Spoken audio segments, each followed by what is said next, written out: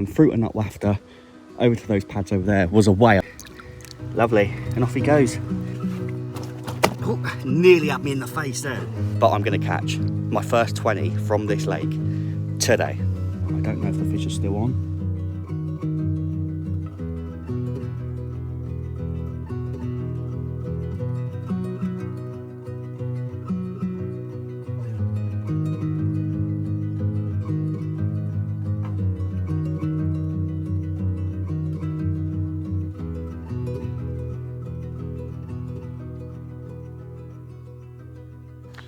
Well, welcome back to another video. Today you join me at the Doorstep Lake. I've just walked around and I'm very happy with the way that it looks. It's looking like we could be in for a good day session. It's just a day session. We're going to see if we can catch some carp. So without further ado, let's get into it. Please like, subscribe, and let's get into today's session. I am absolutely baffled to see that there's not one other person fishing on this lake today, especially with like the kids being off school as well. It is the summer holidays, so I thought I might not get a spot on the lake, and the plan was to go to the secret lake today. But I've decided to come here, and I've got it to myself. Right then, do you want the good news or the bad news? Because I've got both. Let's start with the good news. The good news is the first rod is out. I'm happy with it. It's out towards the pads, right over the back there. That's where I see a lot of big fish holding up. So the good news is my first rod's out. I'm going to catch a 20 today. My first 20 from this lake. But what I would say is the bad news is that I've broken my tripod, or it's broken in transit. So when we do hook up and catch that 20, I'm not going to be able to get good footage of it. I'll find a way, trust me, I'll find a way. But yeah, rods are out. The weather looks absolutely perfect for this, and even if a little bit of rain comes in, I wouldn't mind. But yeah, that's it, first rod out. I'm about to get the second rod out. They're both going on solid bags. That's how I've fished here before in the past. I've had success here doing that before in the past. And just it gives me that bit of confidence as well because of the low lying silt. If I'm chucking a lead clip out with a lead on, even if I'm using like a 2.5 ounce lead, or, you know, I don't really like to go down to a 2 ounce lead, but let's just say a 2.5 ounce lead, or even a 2 ounce lead, I'm never confident that that bait is sat above the silt. You know, I know that carp do like to grub around in the silt, but with the solid bag, I just feel like there's a bed of bait there, and then my bait's on top of it. So I know how it sits, and I'm very confident with it, very happy with it. Now it's a waiting game, but I'm going to catch my first 20 from this lake today. Now, because my tripod's obviously, we got Billy down here. If for anyone that's new here that doesn't know, this is Billy Blank Saver. He's my lucky charm. I've got a fish there coming out over my spot. Just jumped. But yeah, this is Billy Blank Saver, and when we've had Billy fishing with us, I think we've only blanked like maybe once, but he often does his job. I think there's been like one, maybe two occasions where he hasn't done his job, but all in all, Billy is doing a very good job, being very lucky and saving me a lot of blanks. But what I would say is, because my tripod's broke, I can't show you guys me casting out, but you guys have seen that plenty of times before. If you're new here, again, go and check out my other videos. If you go onto a video that I uploaded a few months ago, it was called Solid Bag Success, and I've fished exactly the way that I am now as the way that I was then. So we're fishing small PVA bags with the Parker Baits mini mix, pellet inside with some magic dust, sometimes fruit and nut, sometimes OG fish. I like to mix it up, but I've got OG fish wafters on both of them. But yeah, there we go. That's the way we're going. No spodding over the top. I might do. I've got my spod with me, but at the moment, I'm just looking for a single quick bite. And there we go. It's 9:45 in the morning. I didn't get here early just because it was nice to have a lay-in in the morning. So yeah, got out of bed about 8 o'clock. Got all sorted, set up. The rods are out, and it's now about 9:45. So there we go. We're just a day session on here because, well, I don't know if I'm working tomorrow. I might not be working tomorrow. If I'm not working tomorrow, it's crazy, isn't it? I don't know. I don't know what I'm doing. I'm going to have a quick... there's something that's on my chest, and I need to get this off now. And I'm going to be careful what I say because I don't want to get in trouble. But I'm going to have a little quick moan, because once I moan about it, we can move on from it. I'll get it off my chest and we'll get it over with. So the last few videos, I know you guys like to see me go and do my 24 hours or my 48 hours and go for my big carp sessions and stuff like that, try and break that 30 pound barrier, but I can't I'm not being able to do more than day sessions at the moment, and it's kind of annoying me, and it's because of work. Look, priorities, work comes first, you know what I mean? I have to do what I have to do. I've got bills to pay. But just when you thought it couldn't get much worse, it actually has. And it meant now that I couldn't do things like go to the B1 social with the Parker Bates boys. I was buzzing for that, really looking forward to that, really up for it. Couldn't do it because of work. And I've missed out on another one as well, actually, because of work. The times that I have been able to go is days where I've been on holiday. But now we're at a point where our holidays are being rejected. We're asking for days off. We're not getting them. It's very suffocating. I'm working 5 12-hour shifts minimum a week. So pumping out weekly content is quite difficult. So yeah, I'm not going to say much more on that because I don't want to get in trouble. That's where I'm at. It's really difficult and it's really upsetting me a bit, to be honest, because it's affecting not just my fishing, but my life, my social life outside of work, which I don't really have. But yeah, again, I'm going to end up saying something I shouldn't. So look, I'm not going to moan about it too much anymore. I've said my piece. But yeah, I hope you guys know and understand that that's where I'm coming from. I can't give you content every week where I'm trying to catch a 30. I can't do these 24-hour sessions. I might move on to night shifts because that might allow me to be able to try and fit overnighters in. Yeah, it's really difficult. But anyway, that's that done. That's off my chest. We don't need to go any further into that. And then, yeah, I'm going to sit back. I'm going to enjoy a bit of time by the lake. This is why I appreciate being by the lake even more as well. And got myself, I really enjoyed this last time, so I got myself another one. It's Ultra Golden Pineapple. So we'll give it a go.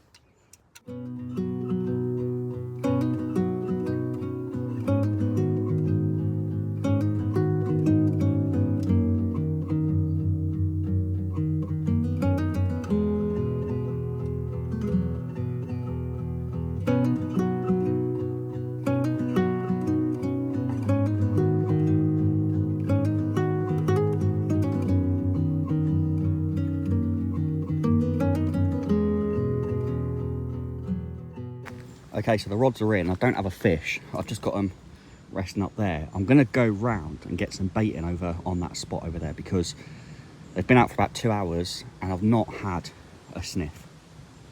And I know it's only a couple of hours, but sometimes you fish lakes where you just feel like, I know it sounds a bit arrogant, but I feel like on this lake, after a couple of hours of your rods being out, you should have a bite. Obviously it doesn't always work like that, but the conditions are prime for it, so yeah, like I said, I did have my spot rod with me. I do have my spot rod with me, but the advantage of being on this lake is that you can walk round the back where you're fishing and bait up. So I've got my mix here. That's exactly what I'm going to do. Well, this swim here is a proper carpy swim. I actually caught a carp from here. I don't want to give too much away, but I actually caught a carp from here, from this swim, the other day. And you guys haven't seen that yet, and you won't do until Christmas time, because I know it's a long way away, but I've already started putting plans in for something special that's happening at Christmas, because Christmas is a special time, and you know, I just wanted to do something different. Well, not different, but just, yeah, I've got plans for something good that's coming at Christmas. Right, so this reminds me of like, I'm a celebrity, get me out of here. Look at the bushes and everything all overgrown. I'm a celebrity, get me out of here. I feel like I'm walking down to a bush tucker trial. Right, this is where I've been casting. So, if you can see my setup over there, I've been casting over here. This is my marker here, so I'm allowed to fish up to there, but I am sticking in around here. There's nobody else on the lake, so it doesn't really matter too much. I won't be casting into anybody else's areas, but these have been trampled down here, so it looks like someone's been here recently and doing the same as what I'm about to do. So this is a big holding area for the fish. They love it up here. You can tell, look at the pads. But yeah, I'm chucking out there. You see this little cove here? I'm trying to bait up around here. Well, the mix has gone in. I've used it all. There wasn't much left in there, to be honest. Some that's left over from a previous fishing trip, but in there was a mixture of 14mm OG fish and fruit and nut boilies from Parker Bates. Some were crushed up in half, some were just used as they were. There was also some pellet in there, fruit and nut pellet, and a little bit of corn. So if if you guys want to get your hands on the freshest bait in the game, go and use South Coast Angler at checkout for 10% off your first order, and you can catch some nossers. I'm hoping I'm about to do the same.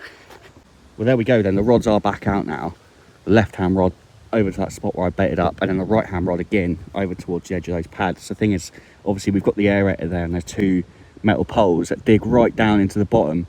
If you saw last week's video, you'll see what happened when a fish got sort of too close to the aerator. But that's why, I mean, I would fish out towards these pads. If that aerator wasn't there, I'd probably chuck one across behind where the aerator is. But you got to be careful because there's a lot of pads here. So yeah, that right-hand rod is out towards the edge of those pads, so it's hopefully well away from that aerator. But there we go. Yeah, both rods are out, so we're going to give it another couple of hours now. If nothing happens within the next 2 hours, I will redo them again. But you know, certain lakes and certain venues, there's certain bite times and things. I'm still working this lake out, but what I would say is those rods being out for 2 hours, if you don't get a hit here on the rods in 2 hours, you know, in the middle of summer, I know it's not exactly sunny, but it's, like I say, the conditions are primo, really. If I don't get a touch on them in the next 2 hours, they're going to get redone. Look at that flat spot coming up there. It's just, you can see it. Look, you can see the outline of it, look. It's just drifting all across the lake, look. Mental. It's been a bit of a slow day, to be honest with you. I thought it was primo. I honestly did. I thought I'd have a few bits. It's looking like I might just be happy to nick one. That's how fishing goes, isn't it? But if that one is at 20, that's what I'm here for. It could still happen. But yeah, like I say, I was going to go to the secret lake today, but the reason why I didn't is because I feel like every time I've been to the secret lake, you need to do at least a night on there. Like, you can't just do a day. It doesn't... You can. People have gone there, obviously, and caught. But for me, I always struggle there. I need to put a bit more time into it. And like I say, last time I was there, I had to wait 12 hours for a bite. So what I might do is I might do next week's video there, to be honest with you, because I do want to get back on there. I do want to try and catch... I've fished it like, what, 5 times now? And I've had 1 tench out of there. So, yeah, I'm definitely going to put more hours into that. And then I've got some brilliant trips coming up in September. I've got a week off, and I've just had to try and cram as much as I can into that week. So I've got some really good trips coming up, so make sure you subscribe so you don't miss any of those videos. I don't know if you can see it, but the rain's come in. It's not hitting the water. Well, it is, but it's like a fine rain. It's the wet rain. It's the rain that gets you wet, soaks you through. Yeah, it's really like the misty kind of rain. You know what I mean? That's not a bad thing. The change in air pressure from hot to cold. Well, it's not cold, but you know what I mean. Summer's been pants, hasn't it, really, this year? And I say it every year, like, we always have like a really early summer, like springtime. I think this year we had like well over a month, nearly 2 months of no rain, didn't we? Like, but it was like April, May time. And then come June, July, August, it just goes off and starts raining and the clouds come over. I think our summer's going to have to change now. We're going to have to go winter till like end of winter will be like January, February, March will be spring, and April, May, June will be summer. Guys, the right hand rod is in. It was just coming up to that 2 hour mark. I was just about to reel the rods in, and the right hand one, fruit and nut wafter, over to those pads over there, was away. I don't think it's quite a 20, but it's interesting because I thought that left one was going to be the one that goes. I haven't weighed this yet. I've just unhooked it, but it's in the net. We're going to get it out and have a look at it. It's hard to tell what size it is because I think it's bigger than the usual ones that I catch in here, but it's not quite a 20. So I'm just going to go through quickly and show you the way in which I weigh my fish. So this could help you guys out. What I do is basically, I want to get the most accurate reading possible. So I take my sling, I've already done it, but I put it in the water, completely submerge it, soak it, bring it up, shake it out. And that's important that you shake it right out because you think you need the weight of just the fish. So we're going to weigh this up without the fish in, just as it is like that, a wet sling. We're going to weigh it up and then we're going to zero the scales. And then what we're going to do is put the carp in the... Watch the weight of the net as well, the water, because the water on the net will hold weight. So what you need to do is get the net out, put the net, probably best to put this to one side for the moment. Get the net out, put the fish on the unhooking mat, make sure that's nice and wet, and obviously slide the fish out of the net and then slide that under the fish and then lift it up, and that should give you the most accurate reading. So I have weighed it. The fish is zipped up in there. Always make sure the zips are up, guys. If I had my tripod, I could show you exactly what to do. Let me, I'm not going to spend too much time fanning about with this, guys. So I'm going to set the camera up and get a photo with it. But yeah, it turned out to be £10.7, which is surprising because it looks bigger. Right, well, I hope I'm in shot properly. But yeah, like I say, £10.7, it definitely looks bigger. It's a nice fish. Oh, nearly had me in the face then.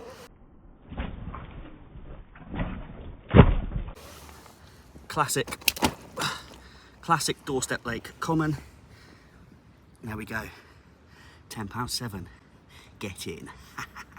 And always keep a bucket, guys, so that you can keep water going through the fish's gills, keep him nice and clean for the photos, and it just keeps the fish a bit more comfortable, and it makes your pictures better as well. And then once you've had your photos taken with it, filmed it, whatever, I always like to put it in a retainer and just leave it in the water for a couple of minutes, let it get its breath back. Again, I can't really film this one-handed. He's facing this way. This is why I need my tripod. I'm just going to put you down for 1 second, guys, bear with.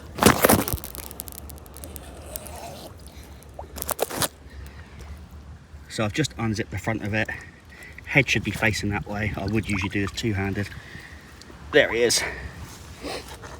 I mean, he's kicking already. Look, he's ready to go. So this is so awkward.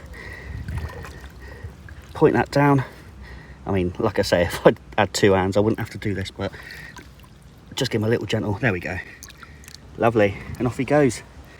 Thank you, Mr. Carp, and thank you, Parker Baits. Fruiting up wafter. Billy's doing his job. Well done, mate. Happy days. Another successful day at the office. Bosh. And the mistake a lot of people make is they've weighed, like I've weighed that sling and it was £4.7, but I'm not going to take that for gospel. Next time I catch a fish, put it in the sling, I'll redo exactly that same process because I want to make sure it's as accurate as possible. That fish was £10.7, and I just want to make sure that every time I do it, I'm not just going, oh, I know it weighs £4.7. No. It doesn't work like that. Sometimes different things can affect it. It could be wetter, it could be drier. Like, it's amazing how much water like weighs, and just even the water from the net, the water in the unhooking mat, like all the different things can change the factor of how much a fish weighs. I don't want to teach you to suck eggs, but I know a lot of people that don't know how to weigh their fish properly. So just make sure you're zeroing your scales, you're weighing everything properly, you're making sure you don't get the excess water or extra water on it. But yeah, £10.7, I'm surprised because I thought that fish was bigger. I knew it wasn't a 20, but I thought it would have gone mid-double. I guess it was quite short, but it was quite wide. It had a little bit of a shoulder on it. So, right, without further ado, I know Jordan that I fished with at St John's will be moaning at me, you should have your rod back out. So I'm going to get my rod back out. Oh my God, I wish you could have seen that cast. I'm telling you now, that right-hand rod, that is a bite. It went right on the edge of those pads. I'm talking like... oh, it was so crisp, so clean. I wish I could have shown you. I need to get my tripod fixed. Oh, look, I'll show you what happened to it, actually. Where is it? Oh, here it is. Yeah, look. Oh, I've just put it away in the car. It comes in this nice bag. I say nice bag. It's so old. My dad used to have it. It's all completely... I need a completely new one, to be honest. Oh, it's just... yeah, look. The bit that your phone goes on, it's made of plastic. It's a bit pants, but it's just sheared off. If anyone knows where I can get a decent tripod, guys, preferably metal. I mean, the stand's metal, and that's all good, but like these little plastic bits that hold your phone in, not the best. Well, it's been a couple of hours again since I caught that fish. It's a very long day. It's a bit of a weird one, really. Well, I mean, I say long day. Any time I'm beside the lake, I'm enjoying myself. But again, I thought I'd catch a few today. I can't believe I've only nicked that one. Although I did say, maybe I'm just fishing for one fish today. That can't have been the one. There has to be a 20-pounder out there. That's my target. I've got to catch it. I forgot to mention this earlier. It is carp care. Now, whenever you catch a fish, like obviously you saw that one as well, he had a bit of a mark on him. It's always good just to put some treatment on him. Just a bit of like, it is literally disinfectant. And you just put it on him. It just stops like, it basically patches them up. It's not magic, but it does obviously, like if you get a fish that's damaged, you've got a damaged mouth or something, obviously with the hook holds, or if they've got a fin or a red mark or whatever, just put a bit of that on it. It just cleans it. and stops it from getting worse or you know, or getting nasty. Because you can imagine if there's open wounds on a fish and they're in a water like this, you can imagine lots of little like microscopic organisms and stuff getting on it and damaging the fish more. And you don't want that, do you? So yeah, just treat the fish with a bit of care. Always make sure you have a very soft and big unhooking mat. Make sure you keep the fish wet, and obviously apply some carp care if ever you need to. I've seen a couple of fish jumping, and they've been jumping, so I've been casting to the right hand side of the eye, the pads, the right hand side of the pads, but they've been jumping sort of like towards the middle of them, so like back a bit, like more sort of not right behind the island. It's castable, so what I might do is for the last sort of hour and a half, I'll give it another half an hour or so, and then I might reel it in and chuck one out where they've been jumping. They've not been going mad. I've just seen a couple jump out there, so yeah, I'm wondering if they've been eating the bait that I threw in on that spot and then sort of working their way around the pads. But I'm very surprised that left hand rod hasn't gone off. I'm also surprised the right one hasn't gone off. Well, obviously I caught one on the right hand rod, but I mean, after that I cast it out, and the cast was so, I couldn't have put it in any better myself, and I'm shocked that hasn't gone off. I still think it might, but that left hand rod, I'm super surprised I've not had one off that spot over there by those pads. I just want to say a quick shout out to Fishing with Finn and Ollie. Those guys actually done a video up here. If you haven't checked it out, go and check out Fishing with Finn and Ollie. And yeah, they've done a video on here. I think it was the last video done, or a couple of videos ago. But yeah, it was the first time they've been up here, and Finn actually caught one. He was in the swim, I think 2 to the right of me, and he caught one. Do you know what? It wasn't far off where I caught my one today off my right hand rod, because like I say, there's no one else fishing here, so I've got pretty much I have got the whole of the lake to fish in. So that one that I caught on my right hand rod was caught 2 swims down, which was Finn's swim. So yeah, there we go. Thanks for the shout out, guys. And hopefully I'll see you on here soon. Well, I'm into a bigger fish, and it took me straight in the pads, and that's where it is now. I don't know if the fish is still on. I can't feel it kick, but it's only just gone in there, and this has all happened within the last sort of minute or so. I'm keeping the pressure on. He's right on the edge of the pad. He's not in there thick and deep, but this is definitely a bigger fish. If I had my tripod, I'd set it up so you could see what happens. I really hope I can get this one out, if I'm still attached to it. The bite was so slow as well, it didn't rip off. That's how I know it's a bigger fish. And it didn't fight straight into lilies, it took me in there, but it was such a strong weight, it just cruised in there. Oh, come on, please. Well, I think it's put me on a snag. I've just let it go slack and put it down, back on the rest again. But I don't think the fish is there. I think it's either got itself caught up or it's put me on a snag.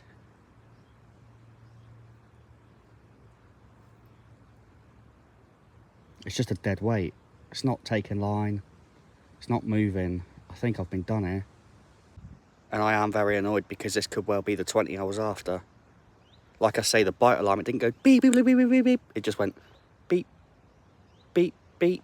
And after the third one, I thought it's on. I saw the bobbin was going up and I hit it. I hit it early.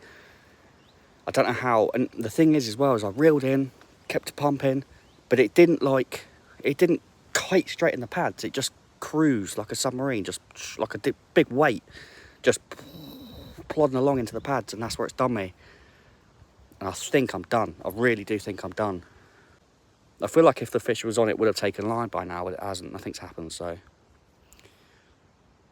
it might just have to be a pull and hope job here. Well, I have well and truly been done. I got it all back, so the fish has obviously put me on a snag. And I got everything back. You can tell it's silty. Look, there's silt on the knot. Oh, that's frustrating. That was a bigger fish. Got some PVA, look, stuck to the lead. You can tell it's silty, look, but yeah, I got the hook back. Mental. I feel like that was a good fish. Well, at least it hasn't got a hook in its mouth.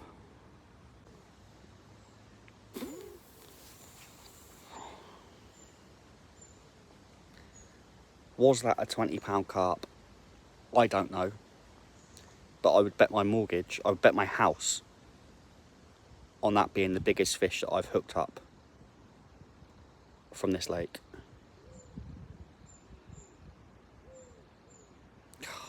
It's gone back out. Oh, and it did exactly what I was saying the fish would do. It picked it up from where I'd baited up the area, and it picked that rig up and it went round the edge of the pads. That's exactly what I said I thought the fish were doing when they were jumping out there to the left. I've cast it now.